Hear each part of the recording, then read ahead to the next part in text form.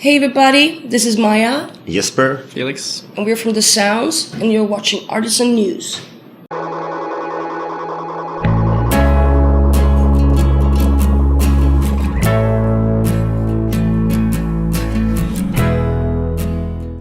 The Sounds recently arrived back in the United States to tour, which also included a stop at the Brooklyn Bowl in Williamsburg, Brooklyn, New York. Maya Iverson and crew are out supporting their new album, Weekend, which arrived in stores last week on October 29th. We asked Maya, Jesper, and Felix what the biggest challenge was in getting the new effort done.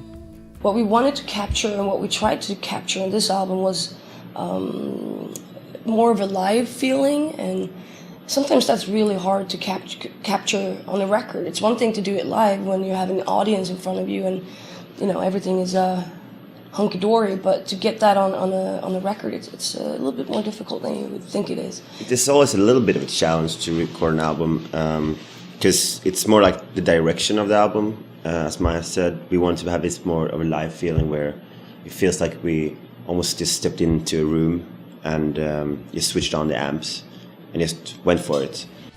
Back in 2006, the Sounds were aligned with up-and-coming Fueled by Ramen groups in the video for Snakes on a Plane, which featured Cobra Starship's Gabe Saporta, Gym Class Heroes' Travis McCoy, William Beckett of Academy Is, and Pete Wentz of Fall Out Boy. All had varying degrees of success, and we asked the Sounds if they kept in touch with any of them. I'm not going to say that we're keeping in touch or anything, but I still love the guys, and Travis McCoy, his name is Travi right now, but yeah. If I saw him or if I met him, we would definitely hang out and we'll be quite close, whatever. But it's not that we've been talking over the years. But I mean, like, they've been super busy. We played a couple of shows with Gym Class Heroes at a Warped Tour. That's a couple of years ago now. Yeah, it's a long time ago. So yeah, I mean, like, we bump into each other every once in a while, but we're not like buddies. Also, the band was not on Fueled by Ramen, but was housed on Scratchy New Line for the 2006 album Dying to Say This to You. Some say the group could have been where Paramore is now, had the Swedish band had the right alliances, and the band agrees they didn't strike back then when the iron was hot.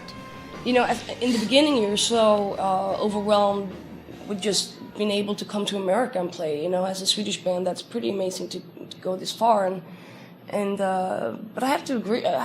With you. I thought it was not weird, but I was a little sad that we had everything that a band should have. We had got the songs, we got the looks, and we had the timing and everything. But sometimes there's stuff that we can't really do anything about. The business part of it is something that is quite annoying sometimes when labels or managements or A&Rs and so on are not working as hard as we are. The Sounds certainly don't have any sour grapes and are thankful that they can work, tour, and touch base with all fans all over the world. Touring has been the way for us to make a living and actually stay as a band. It's because of the fans.